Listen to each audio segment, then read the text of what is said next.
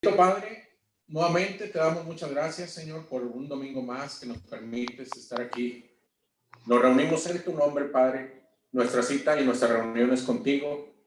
Y te agradecemos, Señor, porque tú estableciste tu iglesia maravillosa de la cual tú eres la cabeza. Y tú, Señor, eres el candelero que anda alrededor de tu iglesia para suplir necesidades, para motivarnos, para exhortarnos también. Te ruego, Padre, que tomes el control de este estudio y que tu nombre sea muy honrado y glorificado. Toma nuestras vidas, Señor, con tu Espíritu Santo, límpianos con tu sangre preciosa. Y te pido, Señor, que sea tu gracia maravillosa sobre nosotros en esta hora. Bendícenos, Padre, dice tu palabra, que tu poder se perfecciona en nuestra debilidad. Creemos, Padre, que tú te perfecciones en este día sobre nuestra debilidad, nuestras enfermedades, nuestras dolencias, todo, Señor. Que tú, Señor, tomes el control de nuestra vida y nos bendigas y nos ayudes. Bendice a mis hermanos y hermanas en sus casas, en sus trabajos, en su vida diaria, para que tú, Señor, estés con ellos y los bendigas como lo has prometido. Te pido, Padre, que hagas resplandecer tu rostro maravilloso sobre cada uno de nosotros y que tú, Padre, pues puedas guardar nuestra salida, nuestra entrada, cada día que salimos de casa. Todos los días, Señor, de nuestra vida, guárdanos. Guárdanos del COVID, guárdanos de todo mal, guárdanos de nosotros mismos, guárdanos del enemigo y guárdanos del mundo. Te lo ruego. Y te doy gracias por este día precioso en donde nos reunimos contigo a estudiar tu bendita palabra. Bendícenos y guárdanos. Te lo pedimos en el nombre precioso de nuestro Señor Jesucristo. Amén. Muy bien, hoy nos toca ver un estudio que se llama La rebelión de Jonás. Es un estudio muy bonito que habla básicamente de la misericordia de Dios. Vamos a ver a través de este estudio cómo Dios tiene una gran necesidad de que las almas sean salvadas, independientemente de cómo sean esas almas, si se portan bien o no, si son agresivos o violentos, lo que sea. Dios ama a todas las almas por igual. Y en este día vamos a ver pues la misericordia de Dios a favor de los ninivitas. Pero vamos a ver también la actitud y el comportamiento de su profeta, el profeta Jonás. Ok, entonces el estudio se basa en Jonás capítulo 1, versículos del 1 al 16. Si usted tiene una Biblia, puede revisar conmigo este pasaje. Jonás 1 al 6. Tal vez no terminemos de revisar el estudio en esta semana, pero esperamos en Dios que la próxima semana lo concluyamos. Por lo pronto, yo les voy a leer el pasaje que es Jonás 1 al 6. Vino palabra de Jehová a Jonás, hijo de Amitai, diciendo: levántate y ve a Nínive, aquella gran ciudad, y pregona contra ella, porque ha subido su maldad delante de mí. Y Jonás se levantó para huir de la presencia de Jehová a Tarsis, y descendió a Jope, y halló una nave que partía para Tarsis, y pagando su pasaje, entró en ella para irse con ellos a Tarsis, lejos de la presencia de Jehová. Pero Jehová hizo levantar un gran viento en el mar, y hubo en el mar una tempestad tan grande que se pensó que se partiría la nave. Y los marineros tuvieron miedo, y cada uno clamaba a su Dios, y echaron al mar los enseres que había en la nave para descargarla de ellos. Pero Jonás había bajado al interior de la nave y se había echado a dormir. Y el patrón de la nave se le acercó y le dijo: ¿qué tienes, dormilón? Levántate y clama a tu Dios, quizá él tendrá compasión de nosotros y no pereceremos. Bueno, este es el pasaje de este estudio. Es la actitud que tuvo Jonás para con Dios. Vamos a ver una introducción. Dice el Señor: levántate y ve a Nínive, aquella gran ciudad, y pregona contra ella. ¿A dónde lo mandó el Señor? A Nínive. Bueno, revisemos algunos antecedentes de la ciudad de Nínive para darnos una idea de por qué razón el profeta Jonás se negó a obedecer a Dios en este caso. Revisemos estos antecedentes de la ciudad de Nínive para entender esa razón de la rebelión de Jonás. Y también revisemos algunos antecedentes para ver la gran misericordia de Dios hacia Nínive. Muy bien, vamos a ver qué características tenía esta ciudad. Nínive era una de las ciudades más grandes de la antigüedad. Tan grande era su área metropolitana que necesitaba 3 días para caminar alrededor de ella. Dice Jonás 3:3. Y se levantó Jonás y fue a Nínive conforme a la palabra de Jehová. Y era Nínive ciudad grande, extremo, de 3 días de camino. En el pasado, muchos historiadores, arqueólogos y ateos dudaron de la existencia de Nínive, hasta que la arqueología la descubrió en excavaciones en Mesopotamia. Las excavaciones arqueológicas probaron que Nínive tenía muchos suburbios. Un escritor del primer siglo llamado Diodoro Sículos mencionó que Nínive era cuadrangular, como un circuito de 60 millas alrededor. Una gran ciudad para esos tiempos. Era mucho más grande que la Ciudad de México en población en el tiempo de los aztecas. Si usted ha estudiado historia en el tiempo de los aztecas, cuando los españoles entraron en la Ciudad de México, la gran ciudad de Tenochtitlan contaba aproximadamente con 300,000 habitantes y probablemente era la ciudad más grande de su tiempo en el mundo, pero Nínive era mucho mayor. Contaba con 700,000 habitantes en el tiempo de Jonás. Tan grandes eran los suburbios que podían aguantar una batalla sitiados por ejércitos por mucho tiempo, ya que mientras eso pasaba, ellos mismos sembraban y cosechaban sus propios alimentos y podían durar mucho tiempo teniendo alimentos ahí, cosa que no pasaba en otras ciudades. Ahora veamos un poquito la condición moral y espiritual de estos ninivitas. Ya vimos sus características: era una ciudad grande, muchos habitantes, muy prósperos, pero veamos un poquito la condición espiritual. Los pecados de la ciudad no se mencionan aquí, pero la historia nos revela que la ciudad era conocida como un centro de adoración y culto a la diosa de la fertilidad. Eran idólatras inmorales tremendos y también eran muy conocidos por su crueldad con las víctimas de guerra. Nínive perteneció al imperio asirio y las crueldades de los asirios se mencionan en la arqueología. Los asirios practicaban un tipo de crucifixión con sus enemigos muy cruel. Ponían en una estaca con punta y luego sacaban a los cautivos de los países conquistados, los desnudaban y luego hombres expertos los colocaban con la punta de la estaca bajo el recto y los clavaban de tal forma que lentamente la estaca iba penetrando hasta el corazón. Y gritaban de una manera tan terrible que las gentes del país eran aterrorizadas. Otras de las crueldades eran que tomaban a las mujeres embarazadas y las abrían con un instrumento que destruía a la mujer y a los bebés. Las colgaban así y entonces con un instrumento les abrían el vientre y mataban a la mujer y al bebé al mismo tiempo. Es esta clase de personas de quienes Dios tuvo compasión y envió a Jonás para que les predicara. Él le dijo: levántate y ve a Nínive, a aquella gran ciudad, y pregona contra ella, porque ha subido su maldad delante de mí. El libro de Jonás es el libro de la misericordia de Dios, de la compasión de Dios por los que aún no reciben a Cristo, lo cual es el fundamento de todo el trabajo de misiones y de ganar las almas.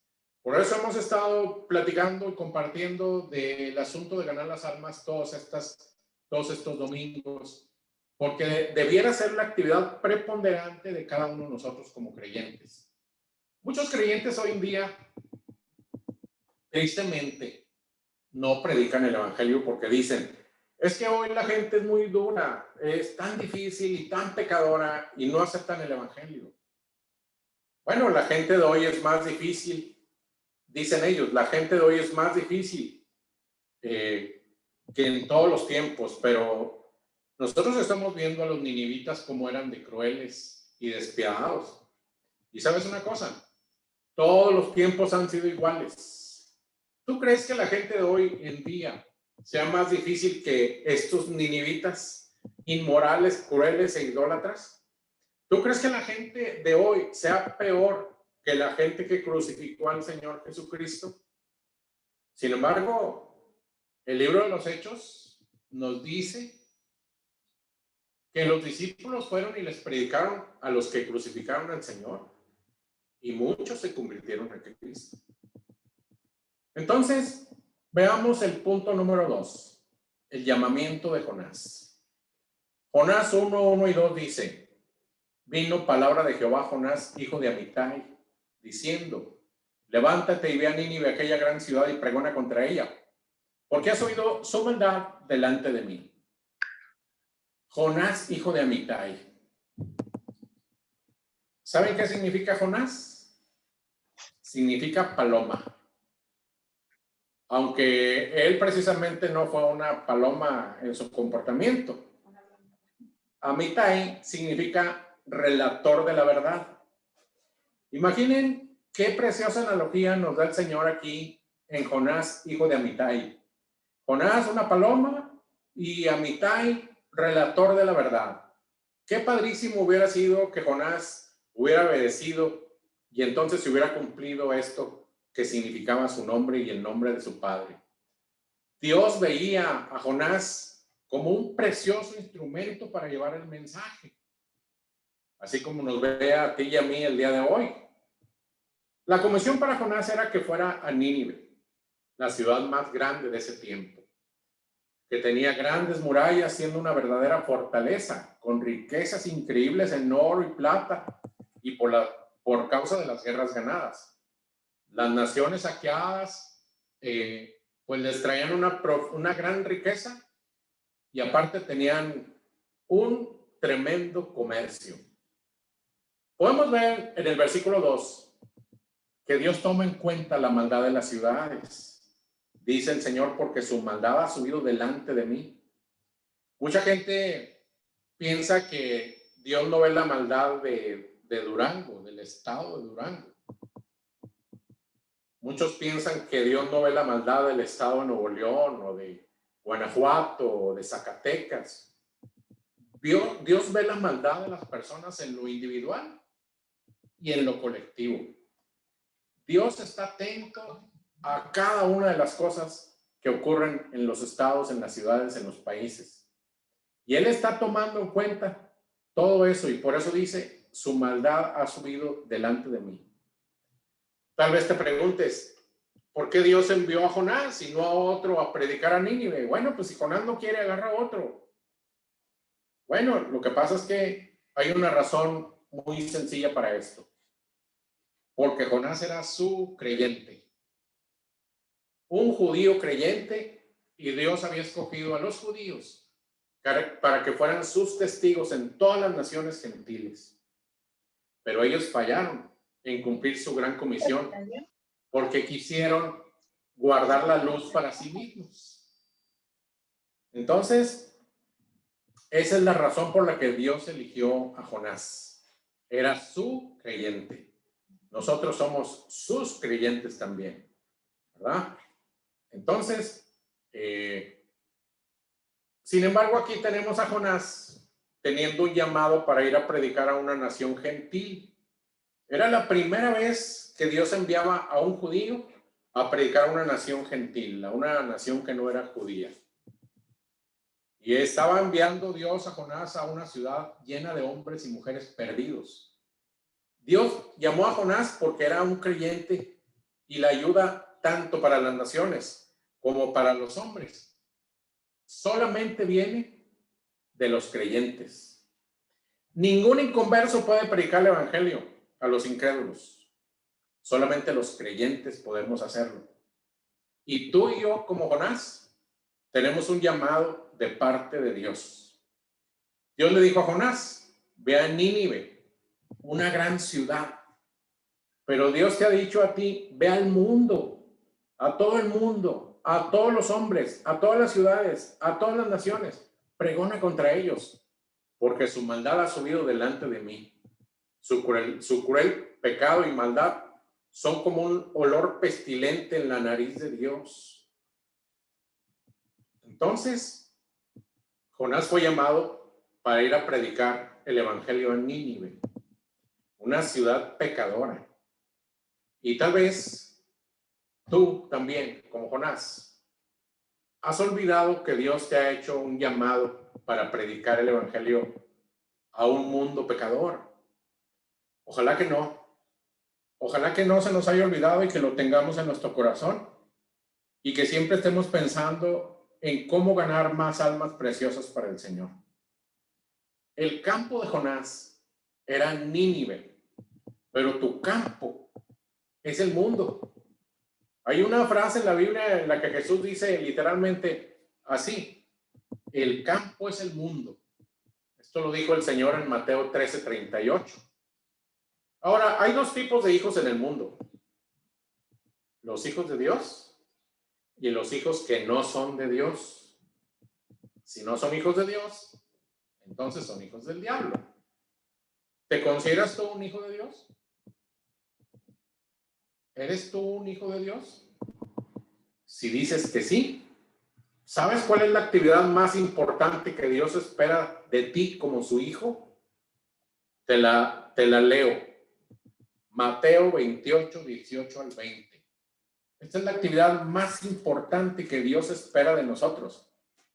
Cuando lleguemos al tribunal de Cristo, el Señor no nos va a pedir cuentas de nuestros títulos profesionales o de nuestra empresa o de qué tan eficiente fui para trabajar, si fui gerente, director, qué tantas maestrías hice. No, el Señor nos va a pedir cuentas de este pasaje que les voy a leer. Mateo 28, 18 al 20.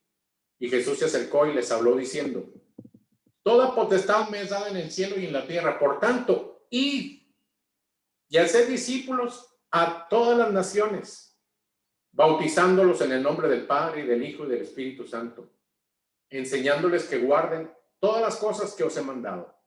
Y aquí yo estoy con vosotros todos los días hasta el fin del mundo. La pregunta en el tribunal de Cristo va a ser: ¿cuántos discípulos hiciste? Esa va a ser la pregunta más importante. ¿Dónde está tu fruto? ¿Verdad? Ustedes saben que para ser un discípulo se requiere mucho trabajo. Primero tienes que orar por las almas con un cargo en tu corazón genuino. Después tienes que pedirle al Señor almas con calidad de discípulo. Gana las almas y luego el trabajo de establecerlas. Ganar un alma representa solamente un 10% del trabajo. El 90% es establecerla. Requiere mucha entrega de nuestra parte al Señor, mucha dedicación, mucha disciplina, estar orando siempre para que la gente permanezca. Después de que ya la gente permaneció, que ya le diste tu vida, que le compartiste la doctrina, la enseñanza, si tú ves que hay algunas calificaciones en las personas, me refiero a que si la gente que tú estás atendiendo lee la Biblia por su cuenta, ora por su cuenta, le gusta, te pregunta cosas, hay siempre inquietudes de saber más y le das un estudio y quiere otro y luego quiere otro y se nota a las personas que quieren caminar con Cristo. Cuando vemos esas calificaciones, entonces podemos observar calidad de discípulo. Y después el siguiente paso es discipularnos, ¿verdad? Y qué gloria es cuando ya un discípulo tuyo empiece a ganar las almas y entonces nos convertiremos en reproductores de discípulos. Esa es nuestra meta. De eso nos va a pedir cuentas el Señor en el tribunal de Cristo, realmente. No, todas las demás cosas de este mundo son secundarias. Lo más importante es: ¿cuántos discípulos hiciste? ¿Dónde está tu fruto permaneciendo? Esa es la pregunta más importante que el Señor Jesús nos va a hacer. También en el libro de Hechos, capítulo 1, versículo 6 al 8, dice: entonces los que se habían reunido le preguntaron diciendo: Señor, ¿restaurarás el reino de Israel en este tiempo? Y les dijo: no os toca a vosotros saber los tiempos o las sazones que el Padre puso en su sola potestad, pero recibiréis poder cuando haya venido sobre vosotros el Espíritu Santo, y me seréis testigos en Jerusalén, en toda Judea, en Samaria y hasta lo último de la tierra. De eso nos va a pedir cuentas el Señor. Y aquí tienes lo que debe ser la actividad más importante de nuestra vida. Hay muchos creyentes que hoy en día están sufriendo porque no encuentran su lugar en el cuerpo del Señor Jesucristo. Pero ¿sabes una cosa? Tú ya tienes un lugar. Tienes un llamado de parte del Señor para ser un testigo suyo. ¿En dónde? En donde sea. En donde estés, en tu casa, con tu esposa y tus hijos, con tus vecinos, en tu escuela, en tu trabajo y en cualquier parte donde Dios te lleve. Debes ser un testigo de Jesucristo a los hombres. ¿Por qué razón? Porque están perdidos, porque están sin esperanza, sin Dios en el mundo, y también por amor al Señor Jesús, quien te llamó con llamamiento santo. Hay muchos creyentes que dicen: es que yo no puedo hablar de Jesucristo porque no tengo el don para hacerlo. Bueno, muchos no tenemos el don, yo tampoco lo tengo, pero lo hago. Tú ve, obedece al Señor, Dios te guiará y tú serás un obrero que no tiene de qué avergonzarse en aquel día. No hay excusas para no ganar las almas para Cristo. Tal vez digas: pero es que no sé hablar bien. Pero puedes entregar un folleto. Ayer nos enseñaba Felipe los pasos preciosos para ganar las almas. Y el primero fue, la semana pasada nos compartió nuestro testimonio personal. Y ayer nos compartió acerca de la importancia de entregar folletos. Si no sabemos hablar, podemos entregar folletos. Y solamente lo único que tienes que decir es, con un folleto en la mano: te quiero hacer un regalo. Es un folleto que habla de Cristo y de la Biblia. Léelo. Él ha cambiado mi vida y puede cambiar la tuya. Es todo lo que vamos a decir cuando entregamos un folleto. Si la gente se interesa y quiere que le expliques el folleto, se lo explicas. Si la gente muestra más interés, pues ves la manera de regalarle un Nuevo Testamento, una Biblia, o darle seguimiento a las personas. Y al sembrar la palabra en los corazones por medio de folletos, estaremos obedeciendo el llamado del Señor. ¿No te imaginas cuántas personas en el mundo han recibido a Cristo por leer un folleto que alguien les entregó? ¿Verdad? Cuando un cristiano tiene el hábito de repartir folletos con un cargo de amor en sus corazones, la cosecha de almas será innumerable, muchísimas almas para el Señor. ¿Sabes que también sembrar la palabra con folletos es cumplir la gran comisión? Si siembras 10 folletos, posiblemente tengas unas 8 almas. Si siembras 50 folletos, posiblemente tengas unas 45 almas, ¿verdad? No toda la gente los va a leer. Por ejemplo, cuando yo estaba en la universidad, cristianos en la universidad me regalaban folletos de esos que nosotros tenemos, solamente que antes eran rosas. Me entregaban un folleto y yo era muy rebelde y lo rompí en la cara de los que me lo regalaban. Según yo, muy conocedor, muy sabiondo.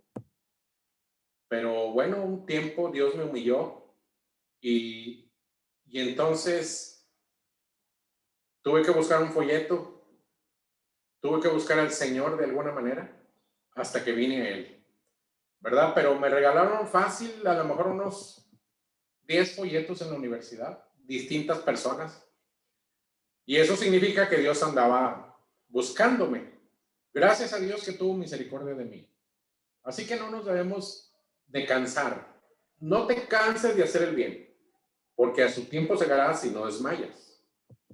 Tal vez tú estás teniendo contacto con muchas personas y no estás aprovechando las oportunidades. Predica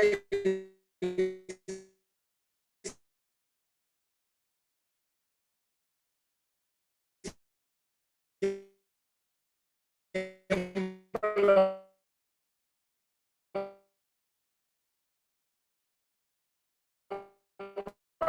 palabra, recordando que eres un ministro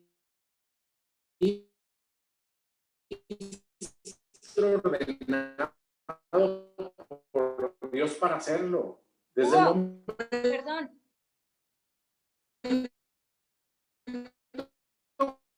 que el Señor te dio el Espíritu Santo, ¿qué autoridad?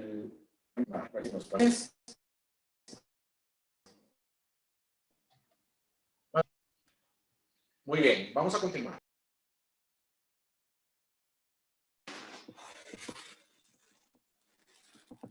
Pues otra vez, mira. Vuélvete a meter. No, pues no está esto.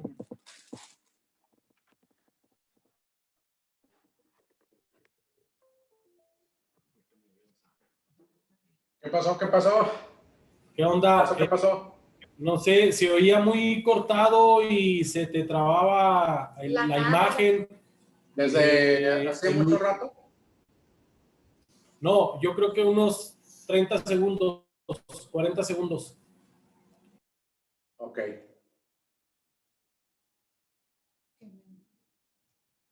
Voy a entrar otra vez.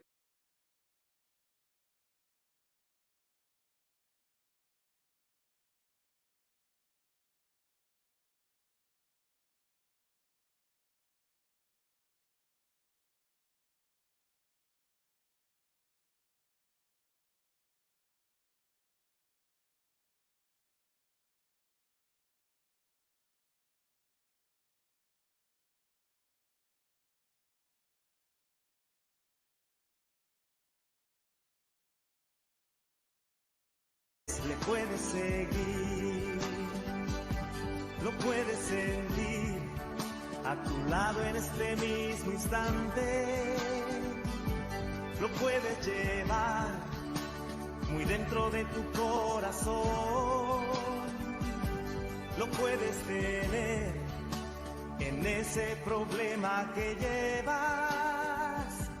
Jesús está aquí, si tú quieres le puedes seguir.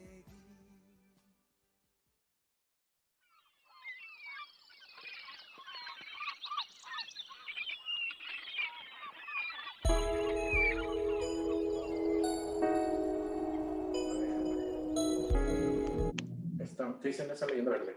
Dice Carlos Fernando, se está compartiendo el sonido de la computadora. ¿Por qué no me deja quitar eso? Es que no me deja hacerlo grande. Ahí, ¿viste? Ahí. Muévelo así, mira.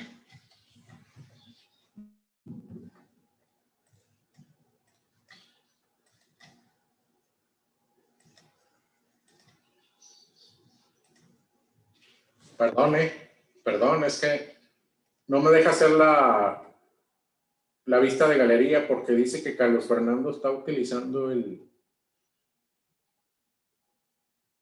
sonido.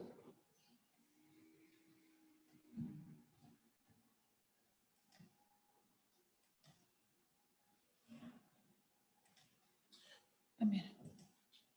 Muy bien. Ahora sí ya estamos bien. ¿Sí se escucha? Sí, ahora sí. Bueno, perdón. Pues bueno, quiero aprovechar para compartir algo de aquello que les comentaba de Tampico. Ahorita seguimos con Jonás 1:3. Cuando nosotros estamos hablando de testimonios de evangelismo, ¿verdad? Que pueden ayudar. Aquella vez que les platiqué que salimos de un campamento y regresamos a Tampico con la finalidad de ver dónde había quedado la gente que Dios me ha permitido ganar. Cuando fuimos a Tampico, aquellos jóvenes y yo, Felipe nos había dicho que ahí había algunos contactos en Tampico que había atendido Antonio de la Mora, que es un creyente, un gran hermano de Torreón. Él estuvo viviendo en Tampico un tiempo, creo que un año, pero es de Torreón. Y entonces Dios le dio algunas almas que él ganó para Cristo. Entonces Felipe nos dijo, si tienen chance, vayan y busquen a estas personas, porque Antonio de la Mora ya se regresó a Torreón. Entonces esas personas quedaron solitas. Y yo la verdad no le di mucha importancia porque yo llevaba la ilusión de reconquistar aquel primer fruto. Cuando ya vi que no hubo nada, yo andaba triste y todo porque ya no pude hacer nada con el primer fruto. Entonces ya en la noche fuimos a buscar a las personas esas. Y eran básicamente dos familias. La señora Carlota en su casa y por otro lado, don Rafa. Algunos de los jóvenes conocen a Rafita, que ha ido a los campamentos. Entonces, platicamos con ellos, nos presentamos y quedamos de acuerdo en que pues tenían gran disposición de escuchar el evangelio, de ser discipulados, o sea, de recibir estudios. Y entonces nos pusimos de acuerdo Chuy Montemayor y yo para regresar. Ya los demás jóvenes ya no, ellos tenían ya sus actividades, ellos nomás fueron una vez. Pero Chuy Montemayor y yo regresamos a Tampico. Y entonces fuimos a esas dos casas, teníamos dos células. Y dije yo, de aquí me agarro, ya no voy a soltar, ahora sí voy a cuidar, todo eso, ¿verdad? Ya había aprendido cosas yo. Y entonces, ahí había en la célula, en una de las células había dos señoritas, una se llama Flor y la otra se llama, ¿cómo se llamaba chiquita la hija de la señora Elena? Yoli. Flor y Yoli. Flor nos dijo que había una familia muy humilde que ella conocía y que pues posiblemente querían conocer del Señor. Flor nos llevó a esa casa y era una casa humilde ahí en Tampico. Allí vivían dos ancianos, dos ancianitos, uno se llamaba Don Sotero y la esposa Doña Ofelia. Recibieron a Cristo el primer día que fuimos y entonces nos pidieron que regresáramos. Les dijimos que íbamos cada 15 días y todo y nos pidieron que regresáramos. A los 15 días regresamos y la señora Ofelia y Don Sotero invitaron a su hija Gloria y Gloria invitó a su hija Zuleika, se llama Zuleika, y Zuleika invitó a su niñita llamada Yamilet. Bueno, ya había más personas. Aceptaron a Cristo. Entonces se fortaleció la célula. Ya teníamos 3 células. La célula de Don Sotero, que era la primera que veíamos cuando llegábamos el sábado como a las 2:30, 3 de la tarde. Regularmente llevábamos algo para comer y ahí comíamos con ellos. Compartíamos la comida con ellos. Y luego después ya nos íbamos a buscar un hotel, nos hospedamos y a las 6 de la tarde teníamos la primera célula en la casa de la señora Carlota. Y luego como a las 8 de la noche en la casa de Don Rafa. 3 células en Tampico. Entonces era una frecuencia de cada 15 días. Después una vez la señora Ofelia nos dijo que tenía una hermana en un ejido que estaba cruzando el río Pánuco, ese ejido se llama Ochoa, Veracruz. Y entonces dijo, cómo me gustaría que fueran un día para hablarle de Cristo a mi hermana. Y nosotros le decíamos, dígale y nosotros estamos puestos. Y a la siguiente quincena estaba triste, dijo, no, ya le dije, no, esa es mi hermana que no le interesa, que no quiere nada. Y entonces, no, pues hay que orar y hay que pedirle al Señor que prepare su corazón. A lo mejor, ¿qué tal que un día, siquiera, ¿va? Como a los 6 meses, nos dijo un sábado, ¿qué creen? Mi hermana ya aceptó. Y yo le preguntaba, ¿y cómo le dijo qué? Hermana, algún día que quisieras que fueran estos hermanos, comparten la palabra muy bonito, yo quisiera que tú la conocieras. Y dijo, si quieren. Y eso para mí es un sí. Entonces, pues ya íbamos, ¿no? Preparamos el viaje para el domingo en la mañana. Y ya para ese entonces ya se había integrado Adolfo en el trabajo de Tampico. Ahí vamos los 3. con don Sotero y doña Ofelia, porque pues cómo vamos a llegar solos, ¿verdad? Llegamos allá al ejido, después de la carretera pues había que entrar, yo creo que unos 4 kilómetros de terracería, y ahí va el centrita este que está aquí guardado con todo, parecía un bulldozer abriendo camino. Llegamos allá y les dije a los muchachos, no Biblias, no nada, tranquilos, vamos a ver cómo está el asunto, vamos a saludar, vamos a presentarnos, vamos a conocer. Y así lo hicimos. Pero la señora Amparo, la hermana de la señora Ofelia, estaba así, que no quería nada. Y entonces la señora Ofelia, hermana, mira, ellos traen una guitarra y cantan bien bonito, los coros, muy padre. ¿Cómo ven? Le decimos que saquen la guitarra para que nos canten. Si quieres.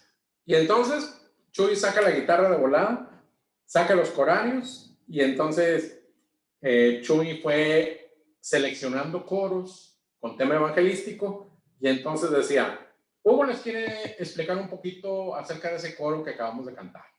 Y entonces yo poco a poco iba evangelizando ahí. Estaba la señora Amparo, su hija, otra hija, el esposo de su hija y 2 señoritas. Estaban ahí.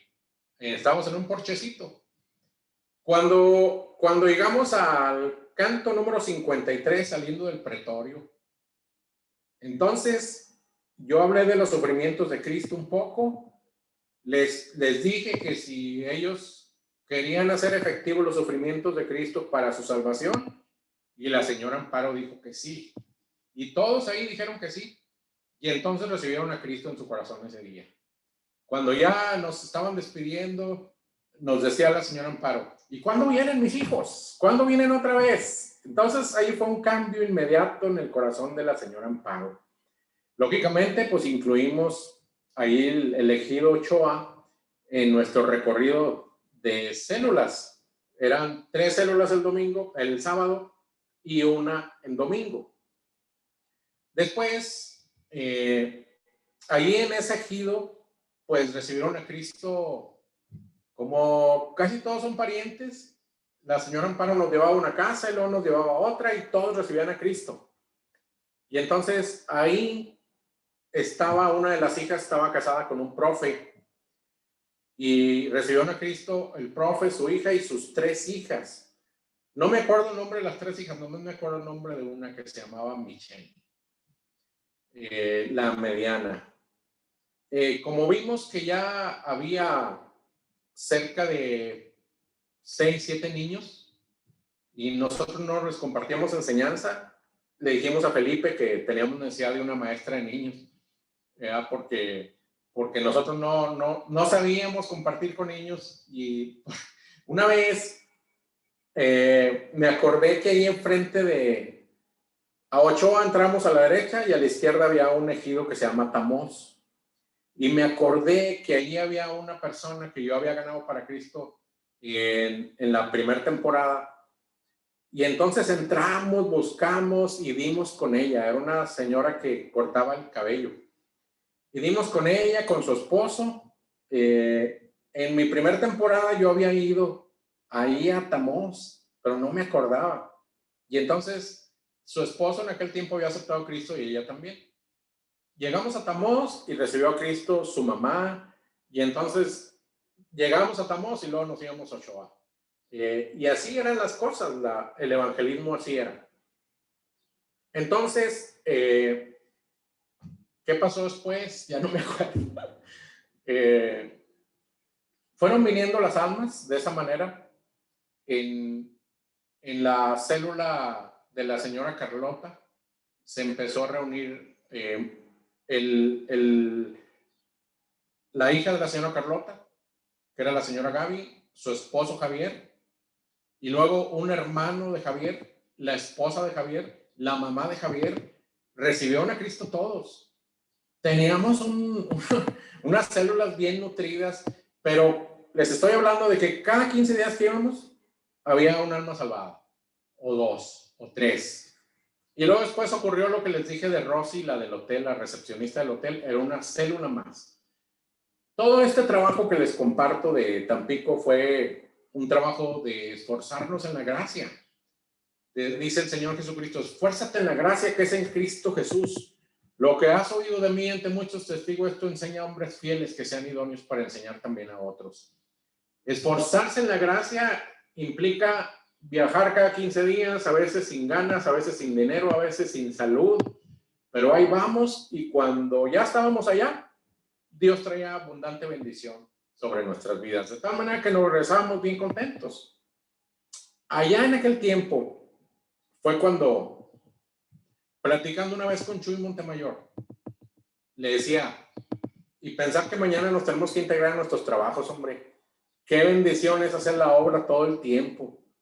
Y entonces Chuy me decía, pues ahora, hermanito, vamos a orar, a lo mejor Dios nos hace un llamado algún día para trabajar de tiempo completo. Pero era una cosa remota, ¿no? Ni siquiera lo teníamos considerado, simplemente decíamos, qué bendición es hacer la obra todos los días, la obra del Señor.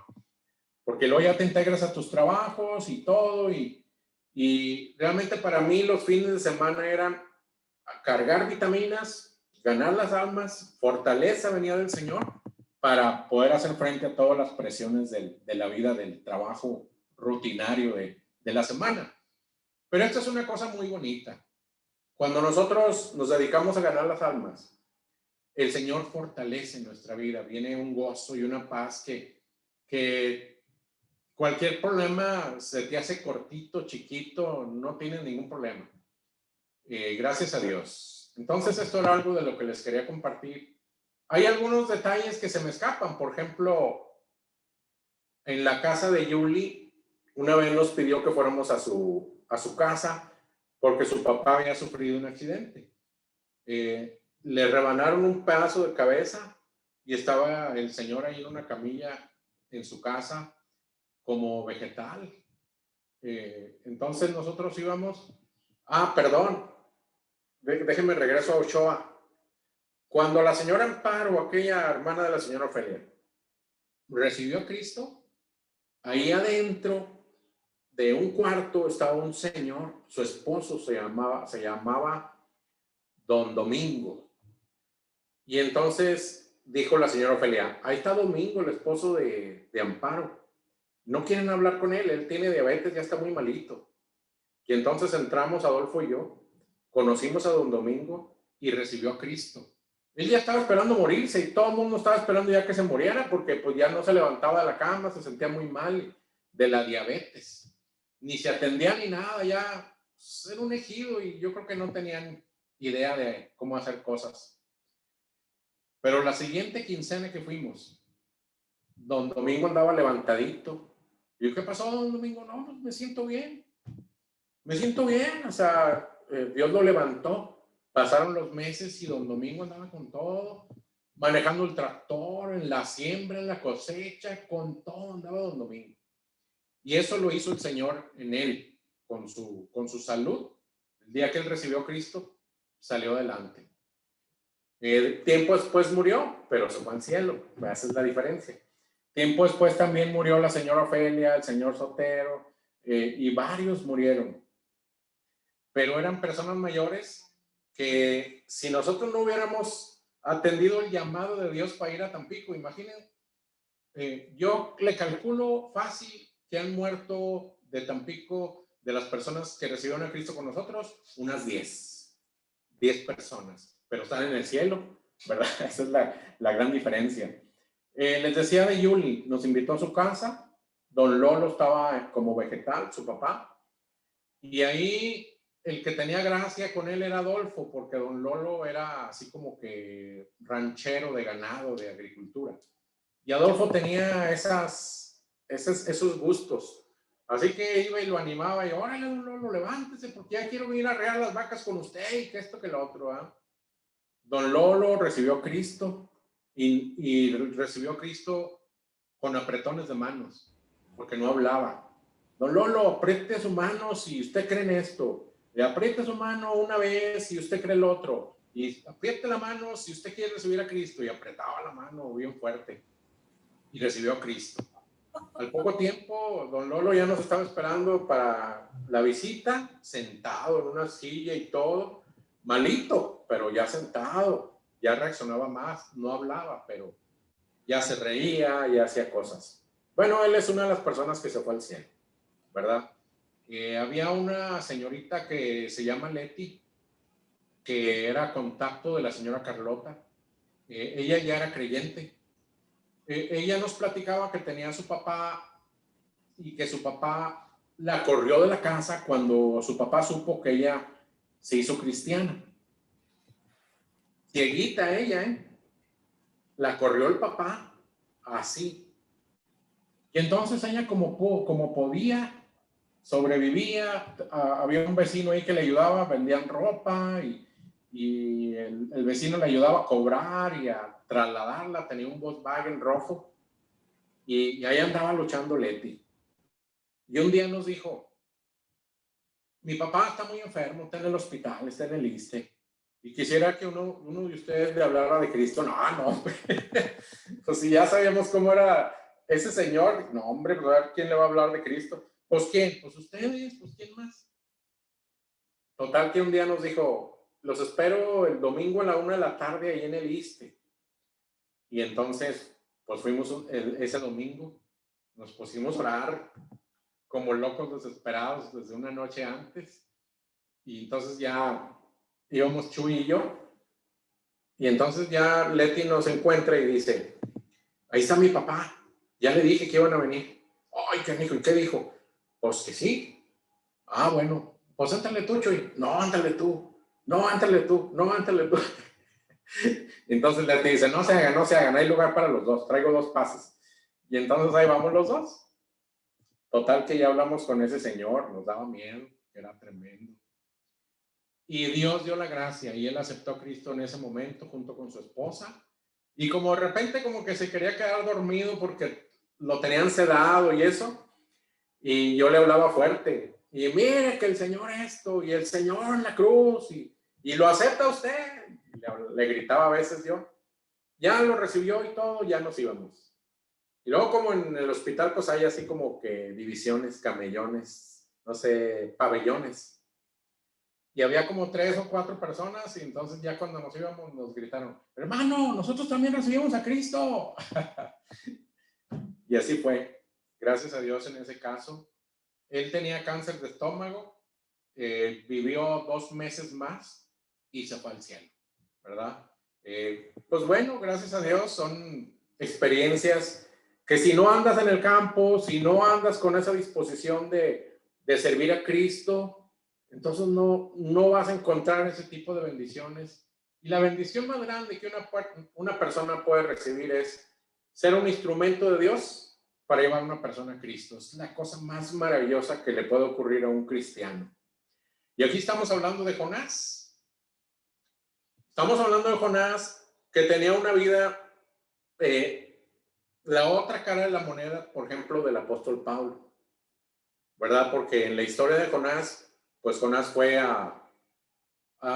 huyó de la presencia de Dios y se fue a Tarsis, subió a un barco y entonces hubo una tormenta y Jonás pues confesó su cobardía ahí delante de toda la tripulación, lo echaron al mar, ¿verdad?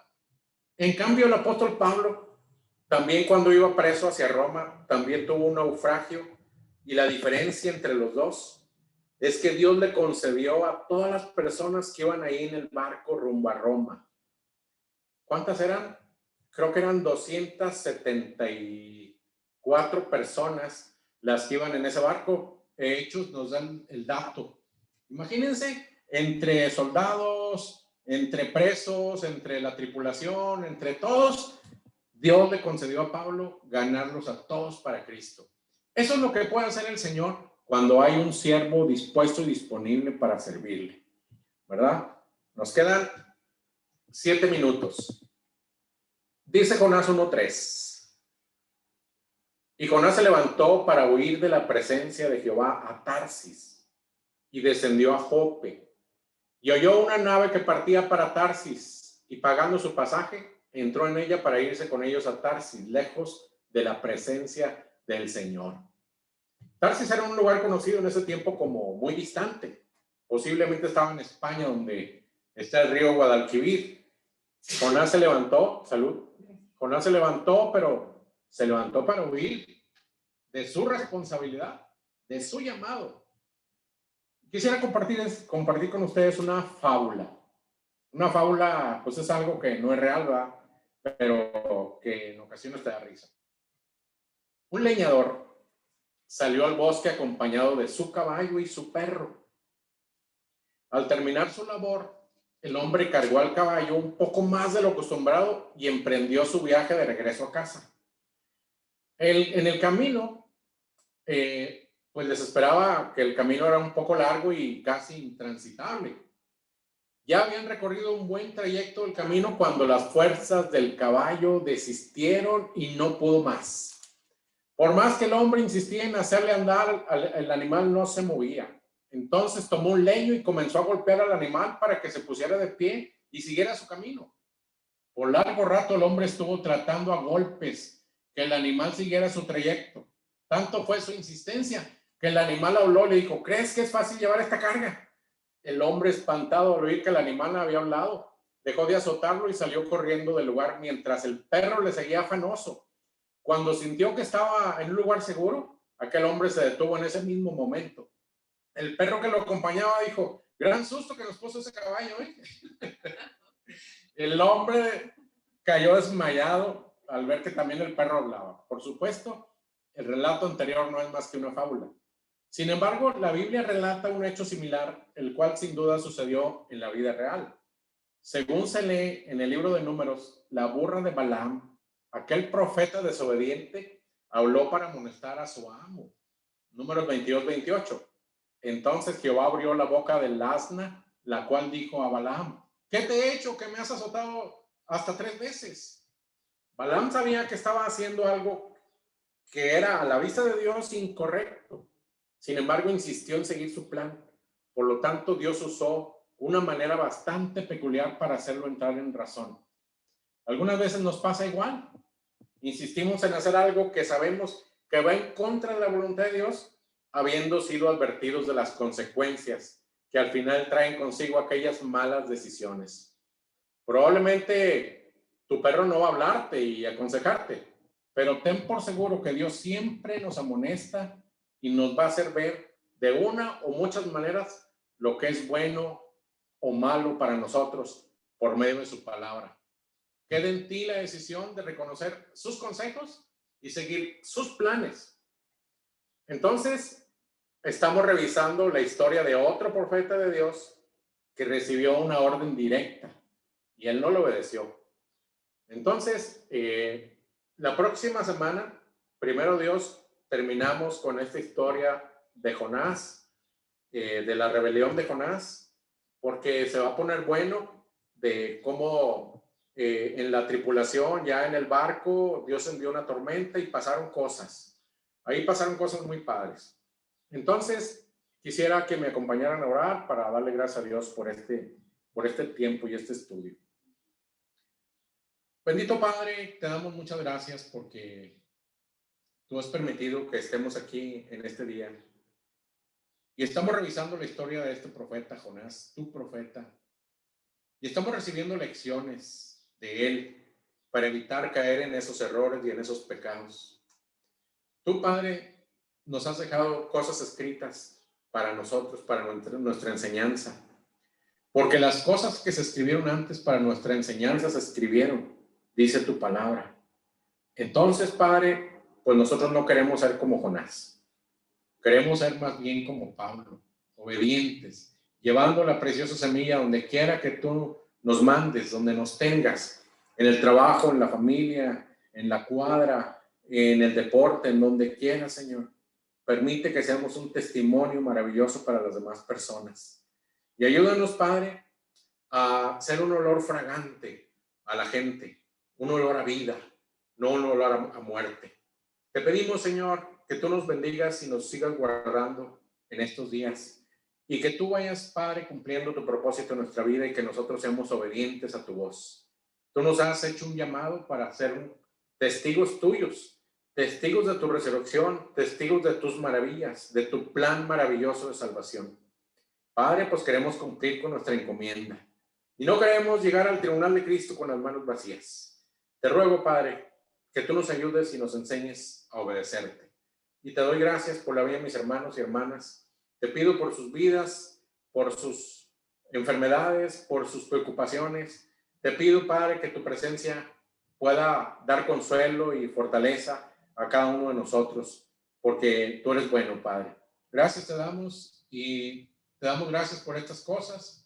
En el nombre precioso de tu Hijo amado, nuestro Señor Jesucristo. Amén. Muy bien, muchas gracias a todos. Gracias a Dios que nos permite un estudio